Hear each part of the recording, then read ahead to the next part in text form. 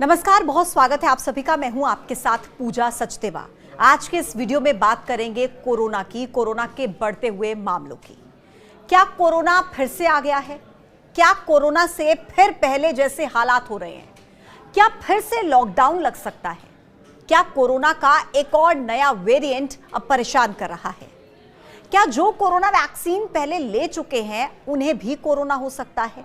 ये सवाल है जो आज हर किसी के मन में है और आज के इस वीडियो में मैं आपको कोरोना से जुड़े आपके हर सवाल का जवाब इस वीडियो में दूंगी। देखिए, ये सच है कि देश में कोरोना के मामले बढ़ रहे हैं और तेजी के साथ बढ़ रहे हैं। पिछले एक हफ्ते की अगर बात की जाए तो देश में कोरोना के 1000 से ज्यादा मामले आ चुके हैं। जो नए मामले आए हैं उनमें सबसे ज्यादा एक्टिव केसेस केरल में हैं, 430 मामले। दूसरे नंबर पर है महाराष्ट्र, जहां पर 209 मामले रिपोर्ट किए गए हैं। तीसरे नंबर पर दिल्ली है, वहां पर 104 मामले मिले हैं। गुजरात में 83 केस, कर्नाटक में 47, उत्तर प्रदेश में 25, बंगाल में 12 केस अभी तक रिपोर्ट हुए हैं।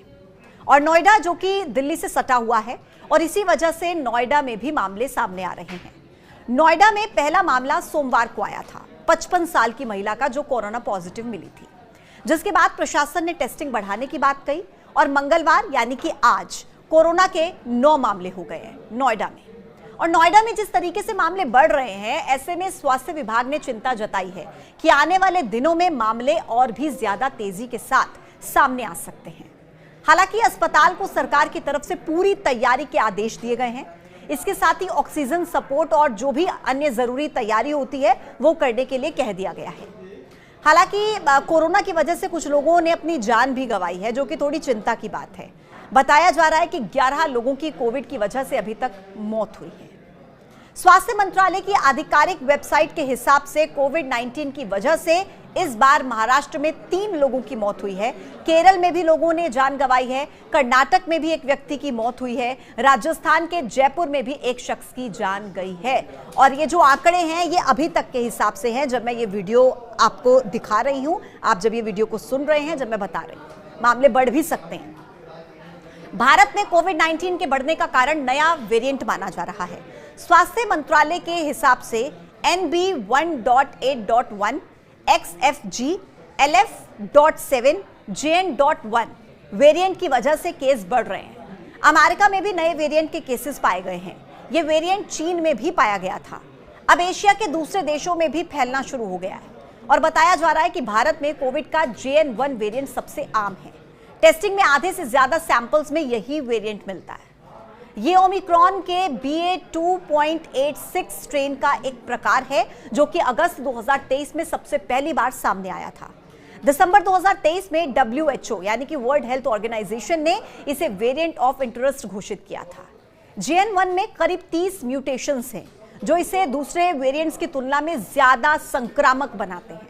हालांकि विशेषज्ञों का कहना है कि ये वेरिएंट ज्यादा गंभीर बीमारी नहीं पैदा करता, लेकिन ये इम्यूनिटी को कमजोर कर सकता है।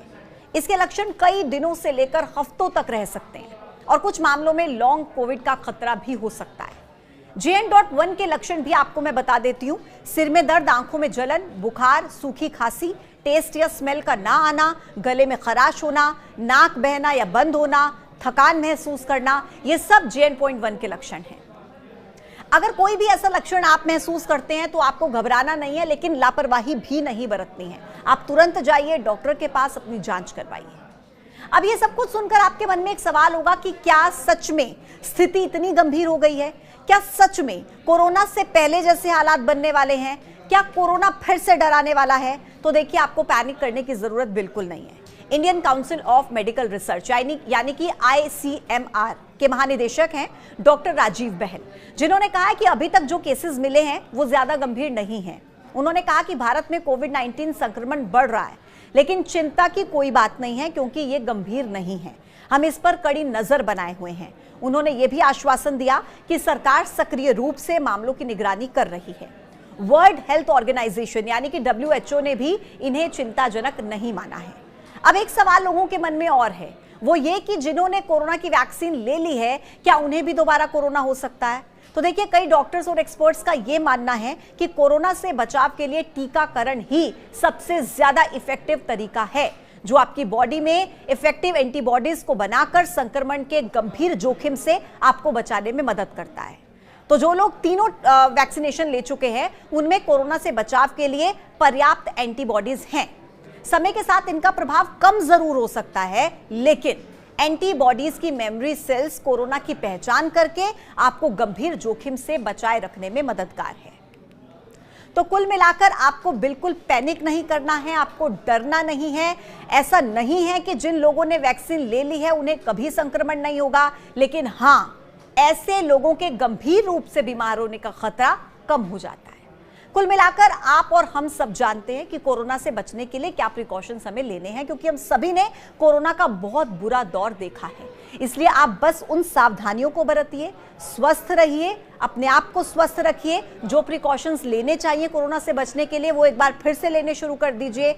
अपना ख्याल रखिए, अपने परिवार का ख्याल रखिए, अपने आसपास के लोगों का ख्याल रखिए, लेकिन घबराइए नहीं, स्थिति बिल्कुल कंट्रोल में है। आज के इस वीडियो में इतना ही। कल फिर होगी मुलाकात एक नई वीडियो के साथ। तब तक के लिए आप देखते रहिए न्यूज़ 18। नमस्कार।